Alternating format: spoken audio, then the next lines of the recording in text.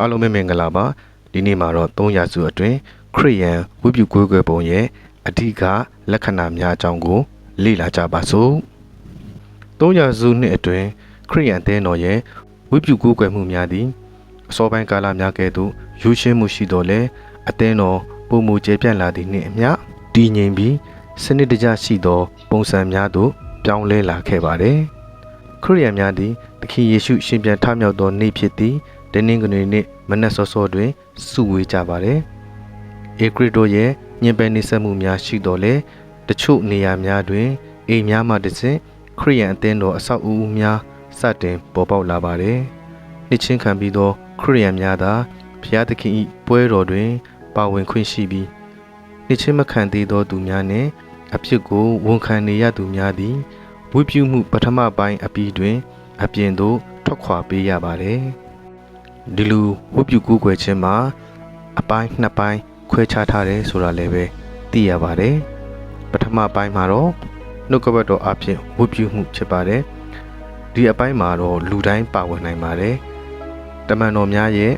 စာဆောင်များဧဝံဂေလိကျမ်းနဲ့ prophet ပြုချက်များကိုဖတ်ကြားသောကျမ်းစာဖတ်ခြင်းအစီအစဉ်ပါဝင်ပါတယ်စာလံကျမ်းကိုတည်ဆူခြင်းနဲ့တခြားဝိညာဉ်ရေးရတခြင်းများတည်ဆူခြင်းအဖြစ်ဓမ္မတခြင်းများတည်ဆူခြင်းပါဝင်ပါတယ်အသင်းအုပ်သို့မဟုတ်ဂိုင်းချုပ်က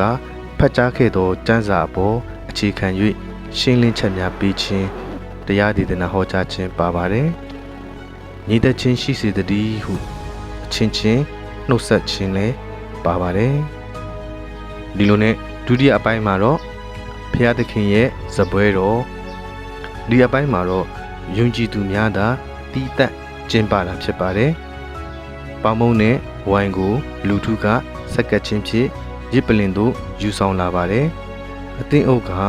ဘုရားသခင်ဤဖန်ဆင်းခြင်းကယ်တင်ခြင်းနဲ့ခရစ်တော်ဤအသေးခံခြင်းအကြောင်းကိုအောက်မေ့၍ယေရှုတော်ချီးမွမ်းပြီးဆုတောင်းကြပါတယ်တန်ရှင်းတော်မူသောဆိုပြီးတော့တန်ရှင်းစေခြင်းတခြင်းကိုဆိုပါတယ်နောက်ဆုံးမှာတော့ခရစ်တော်ရဲ့ခန္ဓာကိုယ်နဲ့အသွေးကိုကိုးစားပြုသောမုံနဲ့ဝိုင်ကိုဝေငှပြီးသုံးဆောင်ခြင်းဖြင့်ဝိပုခြင်းအဆုံးသတ်ကြပါတယ်ဒီမှာထူးခြားချက်ကတော့ဝိပုကိုးကွယ်မှုများသည်ရှုပ်ထွေးသောအခမ်းအနားများထက်ကျမ်းစာအပေါ်အခြေခံသောဆုတောင်းခြင်းတခြင်းဆိုခြင်းနဲ့ညီကိုမောင်နှမများ၏မေတ္တာတွေ့ဆုံခြင်းကိုအဓိကထားပါတယ်ဝိပုမှုသည်ရိုးရိုးဝိပုခြင်းမျှသာမကပဲစင်ရဲနွမ်းပါးသူများကိုကူညီခြင်းနဲ့အသင်းတော်၏စီလုံးညီညွတ်မှုကိုပြသသည့်အချိန်ဖြစ်ပါတယ်ဝိပုသူများ၏ဝတ်စုံနဲ့အနေအထားကိုကြည့်မယ်ဆိုရင်အရီကကအထူးတည်တတ်ဝိပုဝတ်စုံဆိုတာမပေါ်သေးပါဘူးဒါပေမဲ့ဝိပုရာသို့လာရောက်သူများသည်၎င်းတို့၏အကောင်းဆုံးသောအဝတ်အစားများကိုဝတ်ဆင်လာလိမ့်ရှိပါတယ်မတ်တရ၍ဝိပုခြင်းထိုခေတ်ကအဓိကအနေအထားမှာရက်လျက်ဝိပုခြင်းဖြစ်ပါတယ်ဒူးထောက်ခြင်းသည်ဝမ်းနည်းခြင်းသို့မဟုတ်နောင်တရခြင်းကိုကိုးစားပြုသောကြောင့်တနင်္ဂနွေနေ့တိုင်းတွင်မတ်တရ၍ပျော်ရွှင်စွာဝိပုကြပါတယ်ပြီးတော့300စုတွင်အသင်းတော်ကိုအသစ်ဝင်ရောက်လာသူများအတွက်အလွန်စနစ်ကျသောပြင်ဆင်မှုကာလတစ်ခုရှိခဲ့ပါတယ်ဒါကတော့ခရစ်ယာန်အသင်းများအတွက်သင်တန်းပေးခြင်းဖြစ်ပါတယ်နှစ်ချင်းမခံမီခရစ်ယာန်အသင်းများသည်2နှစ်မှ3နှစ်အထိကျမ်းစာသွန်သင်ချက်များကိုလေ့လာရပါတယ်သူတို့ရဲ့အသက်တာမှာခရစ်ယာန်နဲ့မလျော်ညီသောလုပ်ရများဥပမာရုပ်တုကိုးကွယ်သူများဤပွဲတော်တွင်ပါဝင်ခြင်းအကြမ်းဖက်ခြင်းဒါတွေရှိမရှိကိုစောင့်ကြည့်ပြီးမှသာဝိပုမှုအပြည့်အစုံတွင်ပါဝင်ခွင့်ပြုပါတယ်300စုနောက်ပိုင်းတွင်ခရစ်ယာန်များဟာအများပြည်သူဆိုင်ရာနေရာများတွင်စတင်စုဝေးလာပါတယ်အများစုမှာပုဂ္ဂလိကနေအိမ်များဖြစ်ပါတယ်အခန်းတစ်ခန်းကိုဖျက်ပြီးတော့ပုံမူကြီးမားတဲ့နေရာဖြစ်သို့ပြောင်းလဲထားပါတယ်ရစ်ပလင်နေရာမှာအလွန်ရိုးစင်းသောစပွဲတစ်ခုသာဖြစ်ပါတယ်အသင်းအုပ်သည်ထိုစပွဲ၏တစ်ဖက်မှနေ၍လူထုအားမျက်နှာမူကားဝိပုမှုများကိုဦးဆောင်လေ့ရှိပါတယ်